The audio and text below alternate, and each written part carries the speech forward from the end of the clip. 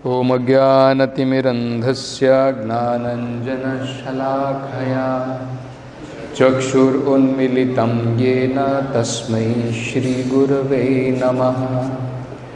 नमो ॐ विष्णुपादाय कृष्णप्रेष्ठाय भूतले श्रीमते भक्तिवेदान्तस्वामिन् इति नामिने।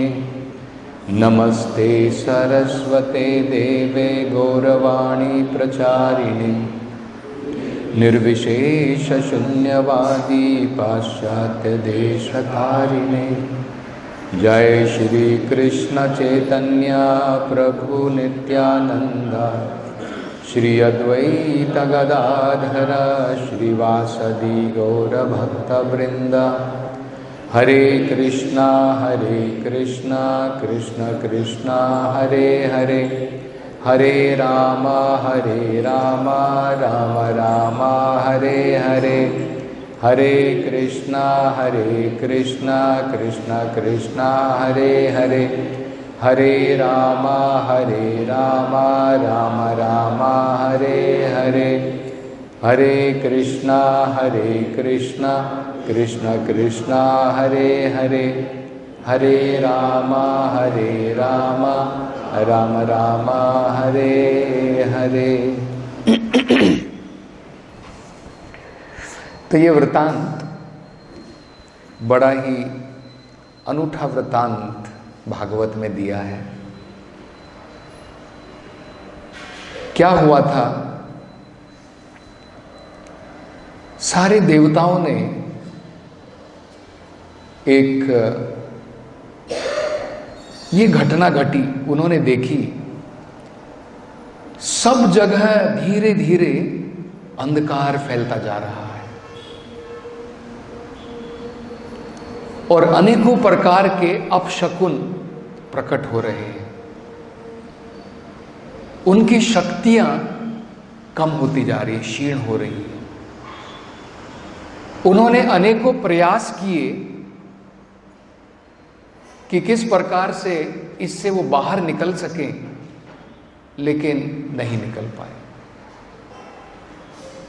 अंत में सभी देवता इकट्ठे हुए ब्रह्मा जी के पास में गए और ब्रह्मा जी से पूछ रहे हैं, हे ब्रह्मा जी, ये क्या है? क्या प्रलय होने वाली है?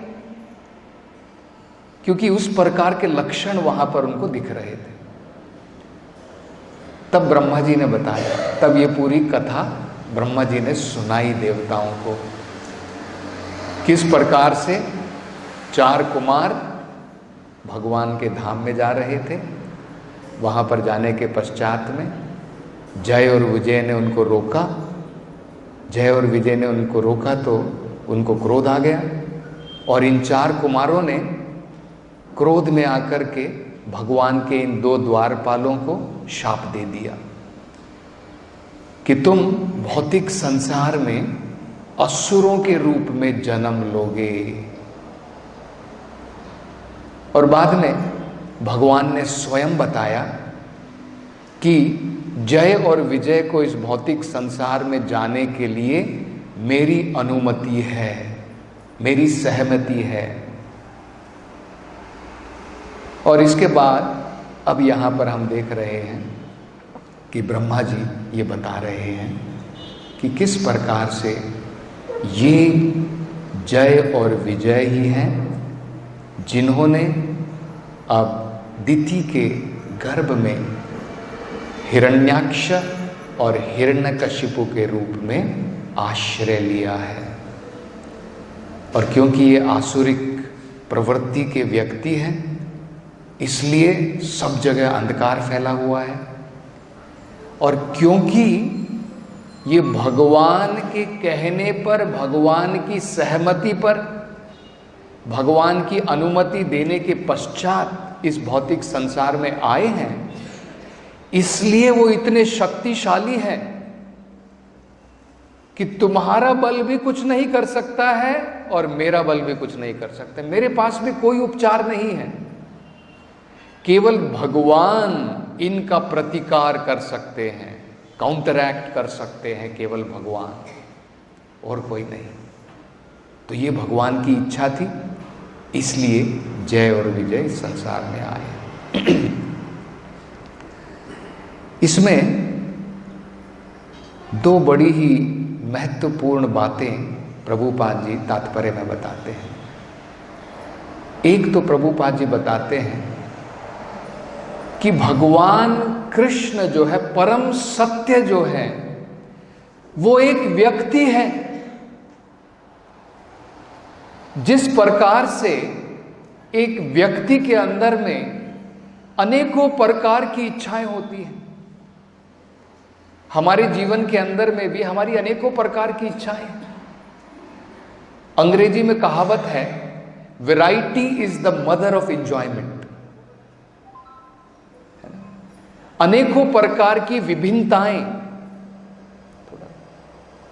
अनेकों प्रकार की जो विभिन्नताएं होती हैं, जिसे हम देखते हैं, वैरायटीज होती हैं, उसके द्वारा मात्र हम आनंद की प्राप्ति कर सकते हैं।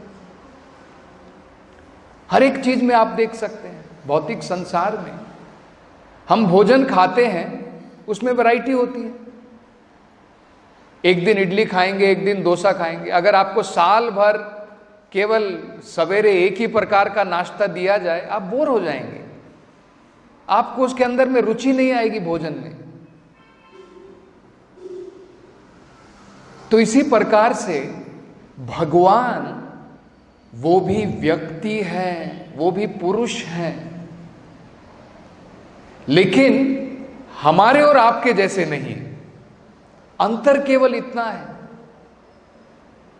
भगवान पुरुषोत्तम है, सभी पुरुषों में उत्तम पुरुष है। उद्गतः तमाह, उसको उत्तम कहते हैं, इति उत्तमा। जो तम से ऊपर होता है, तम का मतलब होता है अंधकार। इस भौतिक संसार को अंधकारमयी कहते हैं। तो भगवान इससे परे हैं। यहां तक कि शंकराचार्य भी स्वयं कहते हैं, शंकराचार्य जिन्होंने भगवान के निराकार के रूप के बारे में, उन्होंने जो है इस भौतिक संसार के अंदर में इतनी चर्चा की, वो भगवान के बारे में क्या कहते हैं? नारायणः परा अव्यक्तात्। नारायण जो हैं, जो भगवान है, जो कृष्ण है, वो इस भौतिक संसार से परे हैं। परः अव्यक्तात्, इस संसार जो व्यक्त है, जो अव्यक्त है, उससे भी भगवान परे हैं। इसलिए यहां पर हम देख सकते हैं, जिस प्रकार से एक व्यक्ति के अंदर में अनेकों प्रकार के रस होते हैं। हम किसी के साथ में मैत्री करना चाहते हैं, फ्रेंडशिप करना चाहते हैं, उसमें हमको एक प्रकार की रस की प्राप्ति होती है। किसी को हम नियंत्रण में करना चाहते हैं, किसी से हम सेवा लेना चाहते हैं, उससे हमें रस की प्राप्ति होती है। वो बैठा है आराम से आसन के ऊपर, और कोई उसके पांव दबा रहा है, कोई उसको चामर हिला रहा है, कोई फैन कर रहा है। राजा की तरह अगर कोई व्यक्ति बैठता है, उसमें वो रस की प्राप्ति करता है।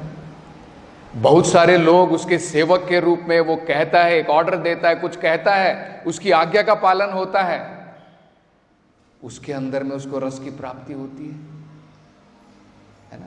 हमने सुना है ना, पावर रस। पावर में जो मजा आता है लोगों को, पॉलिटिक्स में जो लोगों को मजा आता है, तो इस प्रकार से अनेकों प्रकार के रस होते हैं। प्रेम का रस होता है स्त्री और पुरुष के बीच में, वात्सल्य का रस होता है माता पिता और उनके बच्चों के बीच में। माता पिता जो है आनंद लेते हैं, बच्चों के साथ में अनेकों प्रकार के रस आदान प्रदान होते हैं। जैसे कई बार हमने देखा होगा, बाकी लोग हो सकता है कि उसका आस्वादन न कर सके, लेकिन जो माता पिता हैं, अपने बच्चे के बारे में आप देखो उनके कितने गुणगान करेंगे। एक बार एक सज्जन व्यक्ति मेरे से मिले थे, तो अपने बेटे के बारे में, वो क्या करता है, क्या नहीं करता है, कैसे उठता है, कैसे भागता है, सब बता रहे थे। तो हो सकता है हमें उसके अंदर में इतनी रुचि ना हो, लेकिन पिता जब उसका वर्णन कर रहे हैं उसको बड़ी रुचि आ रही है, मेरा बेटा ऐसा करता है, मेरा बेटा उस प्रकार से करता है। तो वो एक आनंद की प्राप्ति होती है, रस की प्राप्ति होती है। इसी प्रकार से कई बार युद्ध करके अपनी पावर दिखा करके भी हमें जो आनंद की प्राप्ति होती है ना, तभी हम लोग देखते हैं लोग शक्तिशाली बनना चाहते हैं। जितनी भी आप मूवीज देखेंगे, मूवीज के अंदर में एक हीरो रहेगा, एक विलेन रहेगा। अगर ये रस नहीं होता तो ये भला कहां से ये सारी की सारी हम लोग जो अनेकों प्रकार की सिनेमा निकाल रहे हैं। उस प्रकार की रस है, लोग प्राप्त करना चाहते हैं। इसको कहते हैं वीर्य रस। तो ये वीर्य रस भी एक प्रकार का रस भगवान के अंदर में है। भगवान अपनी शक्ति का प्रदर्शन करना चाहते हैं, अपनी ताकत का प्रदर्शन करना चाहते हैं। भगवान भी युद्ध करके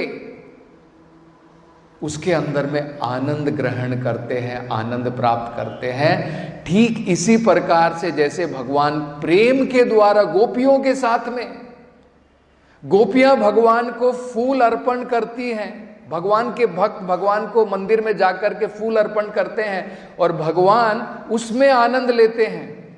ठीक इसी प्रकार से भगवान महाभारत के युद्ध में भगवान अपने रथ का पहिया निकाल करके भीष्म के पीछे भाग रहे हैं क्रोधित होकर के। और भागवत में बताया है भीष्म पितामह अपने बाण निकाल करके भगवान के ऊपर छोड़े जा रहे हैं एक के बाद एक, और भगवान के शरीर के ऊपर लगने के बाद में भगवान के पसीने निकल रहे हैं। और वो पसीने देख करके भीष्म पितामह देख रहे हैं कि भगवान कितने सुंदर दिख रहे हैं। मोतियों की भांति भगवान के पसीने जो है उनके चेहरे के ऊपर इस प्रकार से प्रदर्शित हो रहे हैं। और जिस प्रकार से भगवान का भक्त भगवान को फूल चढ़ाता है, भीष्म पितामह भगवान की सेवा कर रहे हैं बाणों के द्वारा, और भगवान को उसमें आनंद आ रहा है। भागवत में बताया है किस प्रकार से ये जो पिक्चर है ये आप देख सकते हैं। वहां पर देखिए भगवान किस प्रकार से रथ का पहिया लेकर के भाग रहे हैं और भीष्म पितामह एक के बाद एक भगवान को जो है बाण चला रहे हैं भगवान के ऊपर, उनके शरीर से लहू निकल रहा है। और ये देख करके जो है भीष्म पितामह इसके लिए वेट कर रहे थे। भगवान ने तो कहा था मैं पूरे महाभारत युद्ध में मैं कोई भी अस्त्र शस्त्र नहीं उठाऊंगा, लेकिन भीष्म पितामह की इच्छा थी, वो भगवान से युद्ध करना चाहते थे। इस प्रकार के रस के अंदर में वो भगवान को आनंद प्रदान करना चाहते थे। आपने देखा होगा ना, कई बार क्या होता है, राजा जब वो अपना वीर्य रस प्रदर्शित करना चाहता है, उसमें आनंद प्राप्त करना चाहता है, उसके कुछ मल्ल योद्धा होते हैं, उसके दोस्त हैं वो, लेकिन उन्हीं दोस्त को कहता है कि तुम मेरे प्रतिद्वंदी बन जाओ और मेरे को एक बढ़िया टक्कर दो, और उसके साथ में युद्ध करके जो है अनेकों प्रकार से युद्ध करता है और राजा उसमें आनंद की प्राप्ति करता है। तो ठीक इसी प्रकार से, क्योंकि भगवान भी पुरुष हैं, व्यक्ति हैं, उनके अंदर में वैरायटीज ऑफ रस हैं। भगवान के अंदर में भगवान कोई निराकार शून्य नहीं है, जीरो नहीं है। अगर हमारे अंदर में इतने सारे रस हैं तो आप सोच सकते हैं भगवान अखिलो रस का भंडार है, भगवान रस का सागर है। कितने प्रकार के रस भगवान के अंदर में है।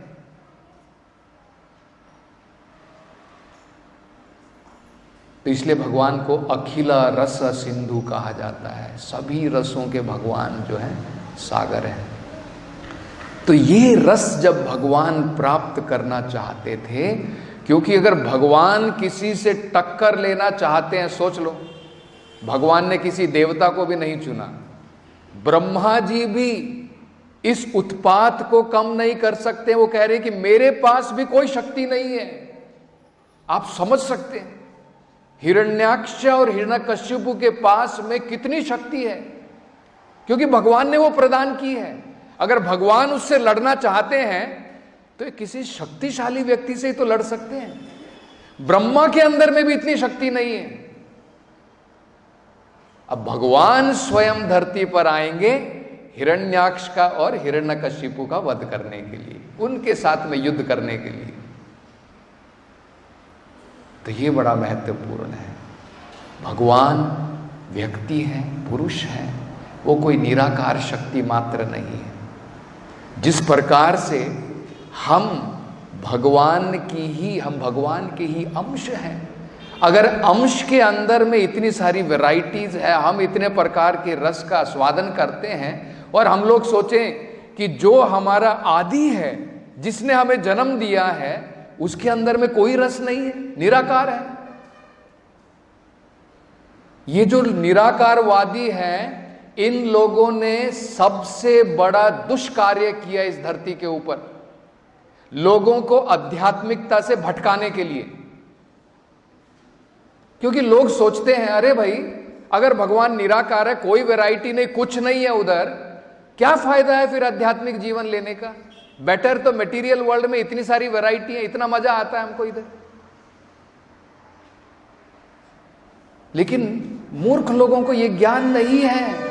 ये वैरायटी झूठी है, असली वैरायटी आध्यात्मिक संसार में है। भौतिक संसार में अगर हमें अपने पारिवारिक संबंधों में इतनी खुशी मिल रही है, आप जरा सोच सकते हैं कितनी प्रकार की, किस प्रकार के आनंद की हमें प्राप्ति होगी अगर हम भगवान के साथ में ये संबंध स्थापित करते हैं। इस भौतिक संसार में पति हो, पत्नी हो, बच्चे हो, हम लोग देखते हैं हम आनंद के लिए करते हैं, लेकिन दुखों की प्राप्ति होती है। इतनी सारी शक्ति का निवेश करते हैं, एक दिन वो सगा संबंधी छोड़ करके चला जाता है, बाद में वही दुख का कारण बनता है। देखिए, ये भौतिक संसार है। तो भगवान जो है ये प्रदर्शित करना चाहते हैं, यही सारे संबंध आध्यात्मिक संसार में है, वो रियलिटी है, ये इल्यूजन है। इस भौतिक संसार में कितने माता पिता हम लोगों ने लिए हैं, मरने के बाद में कौन माता, कौन पिता, कौन बेटा, कौन पत्नी, कोई नहीं। किसको याद करेंगे? अगले जीवन में कोई और जगह पर चले जाते हैं। उदाहरण दिया है वेदों के अंदर में, ठीक उसी प्रकार से जैसे नदी के प्रवाह में क्या होता है, बहुत सारे तिनके एक साथ में आ जाते हैं, एक साथ में कुछ देर तक चलते हैं, फिर आगे एक पत्थर आ गया, टकरा करके फिर अलग अलग दिशा में चले गए। इसी प्रकार से है। तो भगवान ये सारी की सारी लीलाएं क्यों करते हैं? ये समझाने के लिए, हमको आकर्षित करने के लिए कि जो रसों की प्राप्ति हम इस भौतिक अनित्य संसार में कर रहे हैं, वही रसों की प्राप्ति अगर हम जस्ट मोड़ दें भगवान की तरफ, वो सारे रसों की प्राप्ति हम भी कर सकते हैं भगवान के साथ में। जिस प्रकार से अर्जुन सखा के रूप में, गोपियां भगवान को प्रेम के रूप में, माधुर्य रस में, यशोदा माई, नंद महाराज वात्सल्य के रूप में, भीष्म पितामह, हिरण्यकशिपु, हिरण्याक्षा भगवान को वीर्य रस के रूप में, अनेकों प्रकार से हम रस का स्वादन कर सकते हैं। तो ये एक बड़ा महत्वपूर्ण अंग जो है प्रभुपाद यहां पर बताते हैं। दूसरा एक जो बड़ा ही महत्वपूर्ण अंग यहां पर है कि भगवान की जो इच्छा है, भगवान की जो योजना है, भगवान ने जो प्लानिंग कर ली है, उसको रोकने की हिम्मत किसी के अंदर में भी नहीं है। किसी के अंदर में भी वो शक्ति नहीं है, देवताओं के अंदर में भी वो शक्ति नहीं है कि भगवान का जो प्रोग्राम है, भगवान की जो योजना है, भगवान ने जो प्लान बनाया है, उसको कोई नहीं बिगाड़ सकता है। ये प्रभुपाद जी बता रहे हैं आज के तात्पर्य में। कितना सुंदर अर्थ प्रभुपाद जी बता रहे। देखिए, ब्रह्मा जी भी कह रहे हैं कि मेरे शक्ति, मेरे अंदर में भी कोई शक्ति नहीं है, देवताओं तुम भी बेकार के फालतू के प्रयास मत करो, तुम सोच रहे होगे कि अरे गर्भ के अंदर में मार देते हैं, अभी मार देंगे इनको। गर्भ के अंदर में इतना प्रॉब्लम हो रही है, गर्भ के बाहर निकलने के बाद में क्या प्रॉब्लम होगी। तो तुम लोग सोच रहे हो कि चलो अपनी शक्ति के द्वारा मार दें इनको गर्भ के अंदर में, है ना। बाद में भी प्रयास किया था, इंद्र ने भी प्रयास किया था, है ना। हिरण्यकशिपु की पत्नी जब गर्भवती थी तो इंद्र सोच रहा था अरे असुर का बेटा, फिर एक और असुर, है ना, सोच रहा है, मारने के लिए गया था। जब हिरण्यकशिपु तपस्या के लिए गया हुआ था, उसकी पत्नी थी, तो इंद्र जाकर के उसको बंदी बना करके उसके बेटे को मारना चाहता था। तब नारद मुनि वहां पर आए, उन्होंने कहा क्या घोर अपराध कर रहे हो तुम। बोले नहीं नहीं, मैं स्त्री को नहीं मारना चाहता हूं, इसके गर्भ के अंदर में जो असुर का बीज है उसकी हत्या करना चाहता हूं। तब नारद मुनि कहते मूर्ख, तुझे क्या पता है, इसके गर्भ के अंदर में भगवान का श्रेष्ठ भक्त है, प्रहलाद है। और जैसे ही इंद्र ने सुना, तुरंत प्रहलाद महाराज को प्रणाम किया, उनकी प्रदक्षिणा की और चले गए। तो इसी प्रकार से यहां पर ब्रह्मा जी कह रहे हैं कि देवताओं तुम कुछ प्रयास मत करो, तुम्हारे प्रयास में तुम्हारे अंदर वो शक्ति नहीं है, मेरे पास भी कोई उपाय नहीं है, केवल भगवान मात्र इनका प्रतिकार कर सकता है, इनको काउंटरैक्ट कर सकता है। वो भगवान का आदेश है, भगवान के आदेश से जय और विजय अब हिरण्यकशिपु और हिरण्याक्ष के रूप में उन्होंने जन्म लिया है। तो भगवान की इच्छा है, भगवान युद्ध करना चाहते हैं। तो प्रभुपाद जी क्या कह रहे हैं, देखिए बड़ा सुंदर वर्णन प्रभुपाद जी कहते हैं। प्रभुपाद कह रहे हैं इसी तरह देवताओं को यह भी सलाह दी गई कि इस घटना का निवारण करने का प्रयास न करें, क्योंकि यह भगवान द्वारा आदेशित है। भगवान ने ऑर्डर दिया है, भगवान ने आदेश दिया उनको संसार में आकर के इस प्रकार से असुर बनने का, तो तुम भी कुछ नहीं कर सकते हो। इसी तरह कोई भी व्यक्ति जिसे इस जगत में कोई कार्य करने के लिए विशेषता भगवान की महिमा का प्रचार करने का आदेश दिया जाता है, उसका प्रतिकार कोई नहीं कर सकता है। देखिए कितना सुंदर अर्थ प्रभुपाद जी समझा रहे हैं। भगवान ने अगर किसी को आदेश देकर के भेजा है, किसी के पास में भी वो शक्ति नहीं है कि उनको हरा सके, उनका प्रतिकार कर सके, पॉसिबिलिटी नहीं है। और प्रभुपाद कह रहे ठीक इसी प्रकार अगर भगवान ने किसी को शक्ति प्रदान करके भौतिक संसार में भेजा है, मेरे नाम का प्रचार करो, मेरी शिक्षाओं का प्रचार करो, कृष्ण भावनामृत का प्रचार करो, तो उसका प्रतिकार भी कोई नहीं कर सकता है। हमारे मन के अंदर में कितनी सांत्वना रहनी चाहिए, कोई डर नहीं रहना चाहिए भक्तों के मन के अंदर में कि इस संसार के अंदर में कोई शक्ति ऐसी नहीं है। चैतन्य महाप्रभु ने यह आदेश दिया है, पृथ्वी चे आते नगर आदि ग्राम सर्वत्र प्रचार होबे मोरा नाम। अगर ये भगवान का आदेश है ना, यहां पर हम क्या सुन रहे हैं, भगवान ने जो आदेश दिया है वो पूर्ण होकर के रहेगा। कोई शक्ति ऐसी नहीं है जो उसको रोक सकती है। प्रभुपाद के लिए जब वो कृष्णा भावनामृत का प्रचार करना चाहते थे, कितने प्रकार के लोगों ने प्रतिकार अड़ाए, कितने प्रकार के दुष्ट लोगों ने अनेकों प्रकार के कार्यक्रम बनाए प्रभुपाद के अगेंस्ट में, प्रतिकार के रूप में, लेकिन कोई सफल नहीं हो सका। किसी के पास में भी वो शक्ति नहीं थी, क्योंकि चैतन्य महाप्रभु का आदेश है। वो चाहते थे कृष्णा भावनामृत का प्रचार प्रभुपाद जी करें सेनापति भक्त के रूप में। प्रभुपाद जी जब भारत से बाहर निकले, प्रभुपाद जी कहते हैं इतनी प्रॉब्लम मुझे फेस करनी पड़ी, अनेकों प्रकार की कठिनाइयां। भारत सरकार ने प्रभुपाद को वीजा तक नहीं दिया, कितनी मेहनत प्रभुपाद को करनी पड़ी। प्रभुपाद जी कहते हैं with great difficulty I could get out of this country. बहुत मुश्किल से भारत से बाहर निकल सका प्रचार करने के लिए। और बाद में प्रभुपाद जी ने वहां पर कितनी बड़ी तपस्या ली, अकेले जा करके कृष्णा भावनामृत प्रभुपाद ने स्थापित की। 3 दिल के दौरे प्रभुपाद जी को पड़े, 2 दौरे पड़े और बाद में प्रभुपाद जी कहते अगर तीसरा भी इस प्रकार से पड़ता तो शायद मैं नहीं रहता, लेकिन भगवान कृष्ण, उनकी कृपा थी।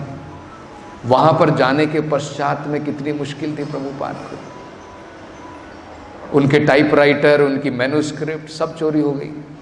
फिर दोबारा प्रभुपाद जी ने जो है पूरा अनुवाद किया भगवत गीता का। और जब भारत में दोबारा आए, ऐसा नहीं कि फिर भी भारत में सम्मान किया गया।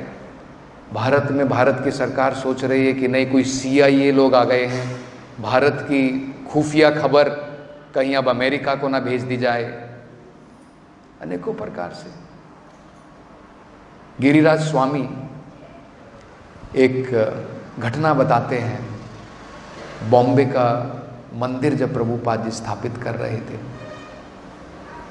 बड़े ही अनेकों प्रयासों के बाद में जुहू में आज जो आप देख रहे हैं 6-7 एकड़ की जो प्राइम लैंड है, बिल्कुल प्राइम जगह पर है, तो प्रभुपाद जी ने वो किसी से खरीदी।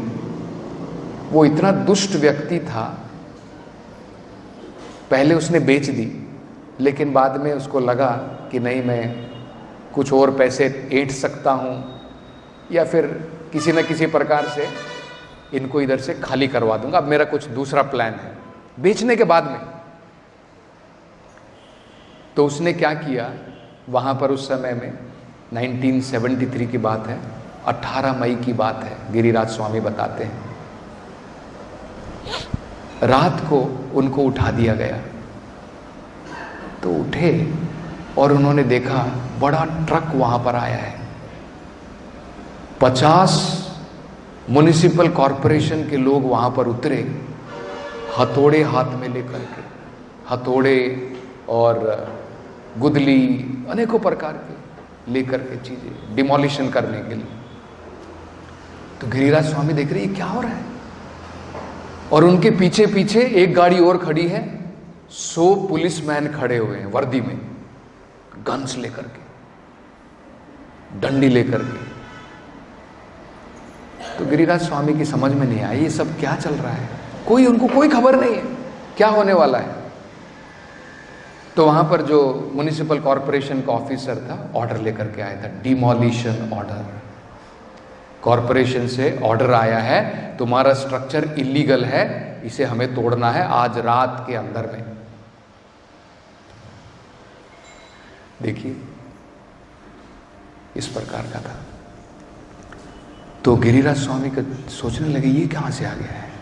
उन्होंने बोला मेरे पास में सारे पेपर हैं, मैं आपको सारे पेपर दिखाता हूं, बिल्कुल लीगल स्ट्रक्चर है।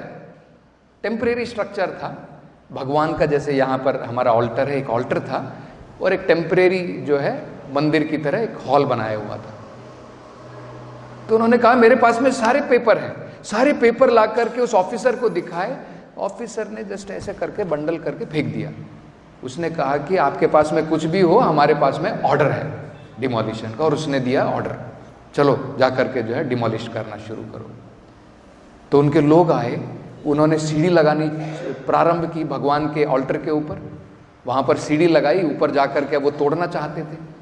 तो गिरिराज स्वामी को बड़ा गुस्सा आ गया, उन्होंने सीढ़ी उठाई और फेंक दी उठा करके। तो तभी वहां से पुलिसमैन लोग जो है जो वहां पर खड़े हुए थे, पुलिस के लोग कर्मचारी, वो आए और गिरिराज स्वामी को घसीट करके लेकर के गए और वैन के अंदर में बंद कर दिया। तो ऐसे 2-3 डिवोटी और आए, सबको वैन के अंदर में बंद कर दिया। तो वहां पर एक हेड पुजारी माता जी थी, मालती दासी, तो उन्होंने, उनके पास में चाबी थी ऑल्टर की, सबसे पहले जाकर के उन्होंने ऑल्टर को लॉक लगा दिया ताकि भगवान सुरक्षित रहे। लॉक लगाने के बाद में सामने जाकर के वो खड़ी हुई कि आओ तुम डिमोलिश करने के लिए, मेरे शरीर के ऊपर से तुम्हें जाना पड़ेगा डिमोलिशन के लिए। तो बड़े दुष्ट लोग थे, फिर भी आए, उनको मालती देवी दासी को भी खींच करके, माता जी को भी खींच करके लेकर के गए और उनको भी जो है बंद कर दिया। और पूरी रात वो लोग जो है भगवान से प्रार्थना मात्र करते रहे, नरसिम्हदेव से प्रार्थना मात्र करते रहे, क्या होगा भगवान, अब आप ही मालिक हैं, आप ही कुछ कर सकते हैं। सवेरे उनको छोड़ दिया गया। सवेरे आकर के देखते हैं कि भगवान जो है बड़े सुंदर रूप में वहाँ पर रास बिहारी भगवान जो है खड़े हुए हैं। कुछ थोड़ी सी जो है एक कॉर्नर में छत जो है थोड़ी सी तोड़ी गई थी और उसके पत्थर थोड़े से गिरे हुए हैं और उसमें बड़ी सुंदरता के साथ में रास बिहारी वहाँ पर खड़े हुए हैं। श्री श्री राधा रास बिहारी की जय। तो उनको कुछ समझ में नहीं आया क्या हो गया। हम तो सोच रहे थे कि पूरी रात उनके 50 लोग आए थे, पूरी बिल्डिंग तोड़ ताड़ करके उन्होंने जो है सब फिनिश कर दिया रहेगा।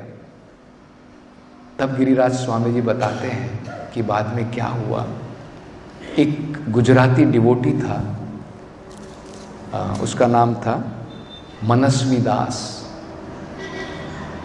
तो वो देख रहा था वहां पर खड़ा होकर के सारा वृतांत क्या चल रहा है, वो देख रहा था कि पहले कैसे गिरिराज स्वामी गए, उनको उठा करके अंदर पुलिस वालों ने भेज दिया, इसी प्रकार से मालती देवी दासी को भी भेज दिया, 2-3 और डिवोटी थे, सबको बंद करके ले गए।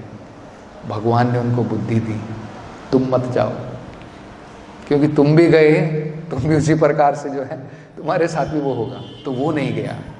उसने तुरंत क्या किया, कहीं पर जा कर के, शायद उस टाइम में मोबाइल वगैरह तो नहीं थे, सीधा उसने जा कर के, भगवान ने देखी कैसी बुद्धि उसको प्रदान की, रात के लगभग 12 के ऊपर बजे हुए, उन्होंने बाल ठाकरे को फोन वहां से लगाया।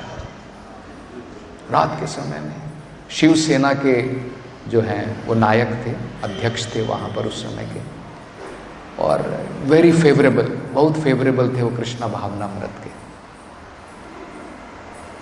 तो उन्होंने फ़ोन लगाया और सारा वृत्तांत बताया किस प्रकार से म्युनिसिपल कॉरपोरेशन के 50 लोग यहाँ पर तोड़ने के लिए सब रेडी हैं और ऊपर चढ़ गए हैं, इस प्रकार से। तो बाल ठाकरे ने इमीडिएटली रात को कमिश्नर को फ़ोन लगाया, उठा करके उसने कहा, पहले तो उसने बोला नहीं नहीं हमारे पास में ऑर्डर है, इलीगल स्ट्रक्चर है। बाल ठाकरे ने ऐसी धमकी दी, उसने कहा ये मत भूलो ये मुंबई तुम्हारे बाप की नहीं है। बस एक ऐसी धमकी दी, कांप गया बिल्कुल। फिर जाकर के जो है इमीडिएटली उस कमिश्नर ने जो है वहाँ पर जो ऑफिसर था तुरंत उसको कहा कि इमीडिएटली बंद करो सारा डिमोलिशन, और सारा स्क्वाड जो है वापस बुला लिया गया। तो गिरिराज स्वामी जो है बताते हैं कि किस प्रकार से, और बाद में उसके अगले दिन इमीडिएटली जाकर के वो कोर्ट में गए और तुरंत स्टे ऑर्डर लेकर के आ गए, और कोर्ट ने भी जो है इमीडिएट स्टे ऑर्डर दे दिया कि जिस कंडीशन में है अभी उसी कंडीशन में मंदिर रहेगा। No one can demolish it till it is settled.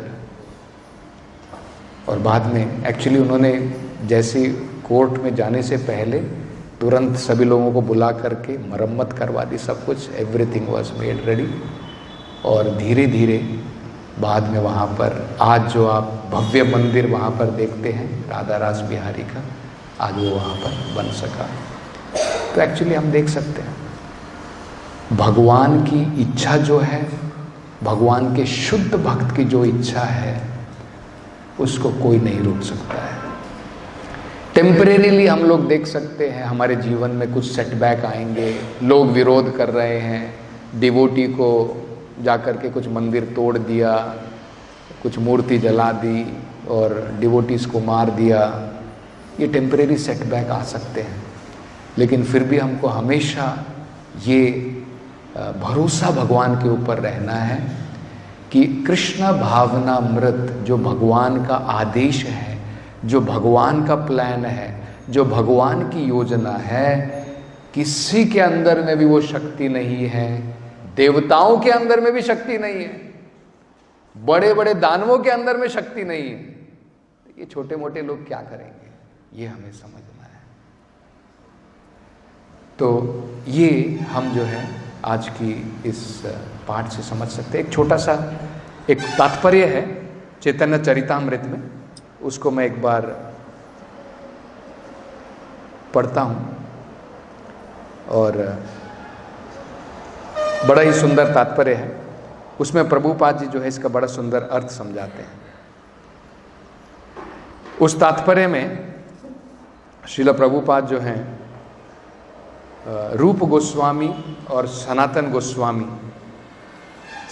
Goswami के बारे में बताया जाता है कि सनातन गोस्वामी इस भौतिक संसार में भगवान की जो योजना है कृष्णा भावनामृत को प्रचार करने के लिए, जैसे हम कहते हैं ना कृष्णा पृष्ठाय भूतले, तो इसी प्रकार से रूप गोस्वामी चैतन्य महाप्रभु श्री चैतन्य मनोभीष्टम स्थापितम ये न भूतले, जो चैतन्य महाप्रभु के मन को समझ पाए और जिन्होंने चैतन्य महाप्रभु के कार्यक्रम को इस भौतिक संसार में जो है उसका कार्यक्रम उन्होंने बनाया, उसकी योजना उन्होंने बनाई, उन रूप गोस्वामी के बारे में जो है बड़ा ही सुंदर वृत्तांत प्रभुपाद जी जो है इसमें चैतन्य चरितामृत में करते हैं।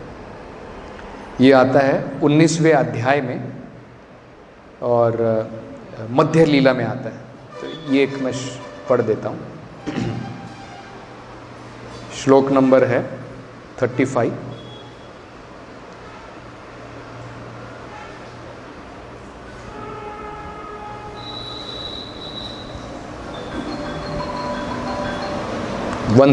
सॉरी 135वां श्लोक है।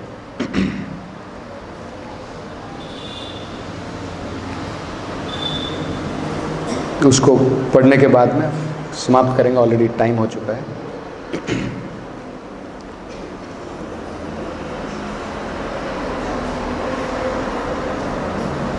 ओके। एई मत 10 दिने प्रयागे रहिया, श्री रूप शिक्षा दिला शक्ति संचारिया। तो चैतन्य चरितामृत में कहा है भगवान 10 दिन तक प्रयाग में रहे और रूप गोस्वामी को उन्होंने कृष्ण भावनामृत की शिक्षा प्रदान की और अपनी शक्ति प्रदान की। शक्ति संचारिया, श्री रूप शिक्षा दिला, श्रील रूप गोस्वामी को शिक्षा दी और अपनी शक्ति भगवान ने प्रदान की। आगे तात्पर्य में प्रभुपाद जी इसके बारे में बताते हैं। कृष्ण शक्ति बिना नाहे तारा प्रवर्तना। अगर कोई कृष्णा भावनामृत का प्रचार करना चाहता है, बिना कृष्ण की शक्ति के संभव नहीं है।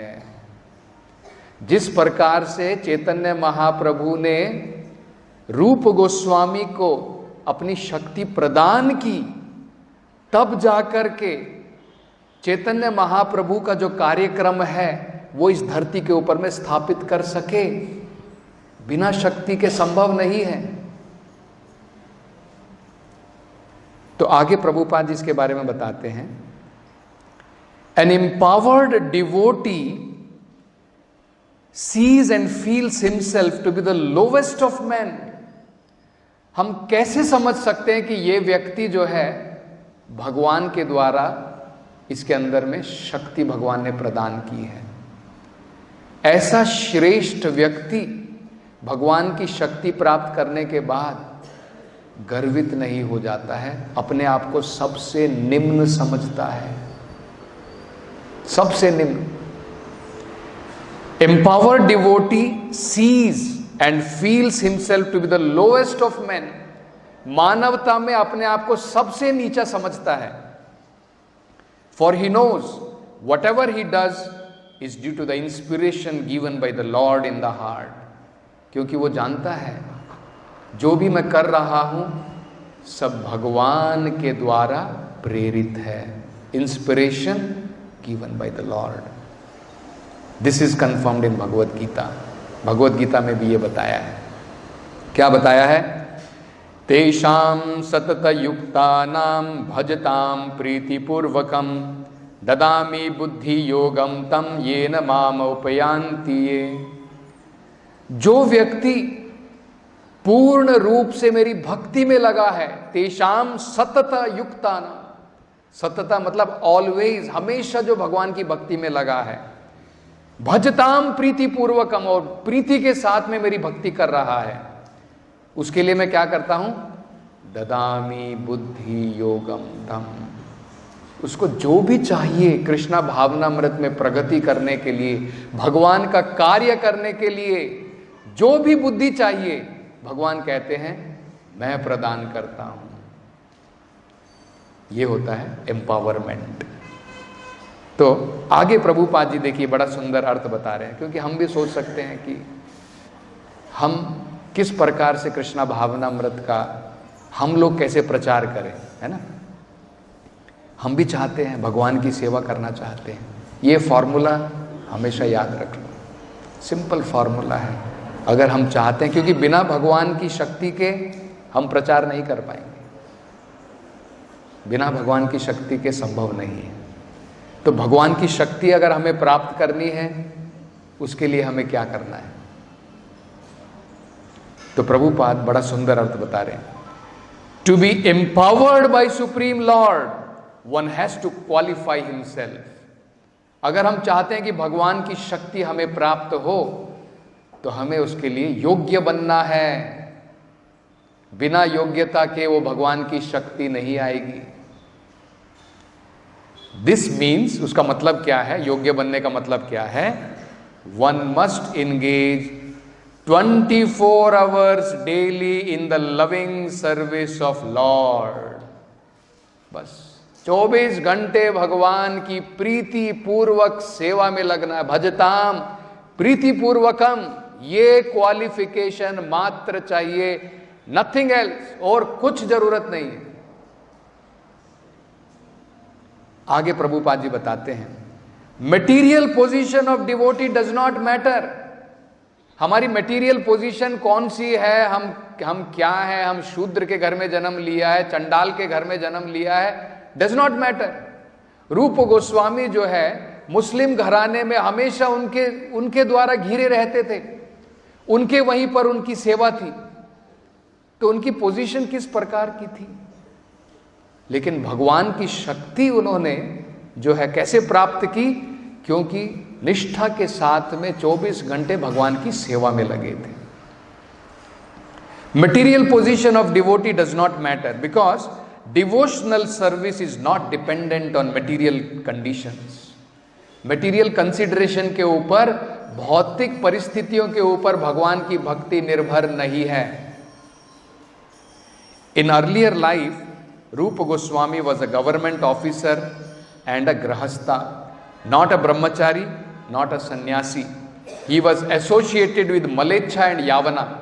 उनका संग किसके साथ में था? मलेच्छों के साथ में था, यावनों के साथ में उनका संग था। वो ब्रह्मचारी भी नहीं थे, सन्यासी भी नहीं थे, एक गृहस्थ थे। लेकिन फिर भी भगवान की शक्ति का संचार हुआ। क्यों? क्योंकि यही एकमात्र चाहिए। भगवान हमारा बाहरी आडंबर नहीं देखता है, बड़ा सन्यासी है, बड़ा ब्रह्मचारी है, वो कुछ नहीं देखता है भगवान। उसके द्वारा हम भगवान को अट्रैक्ट नहीं कर सकते हैं, केवल शुद्ध प्रेम भक्ति के द्वारा मात्र। सो क्या है प्रभुपाद जी बताते हैं? Because he was always eager to serve, he was qualified recipient of the Lord's mercy।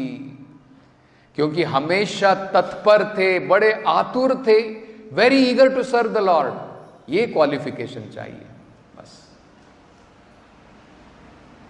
Sincere devotee can therefore be empowered by the lord regardless of his situation. Sincere अगर कोई डिवोटी है, भगवान उसको एम्पावर करेगा। उसकी क्या material situation है, भगवान वो नहीं देखता है। तो ये बड़ा महत्वपूर्ण है। तो भगवान की जो योजना है उसको कोई नहीं रोक सकता है। ये हम यहाँ पर जो है बड़े स्पष्ट रूप से देख सकते हैं। और डिवोटीज़ को, भगवान के भक्तों को भगवान के ऊपर, उनकी योजनाओं के ऊपर पूर्ण भरोसा रहना चाहिए। Stop with this Granthraj Shrimad Bhagavatam की जय। जगत गुरु श्रील प्रभुपाद की जय।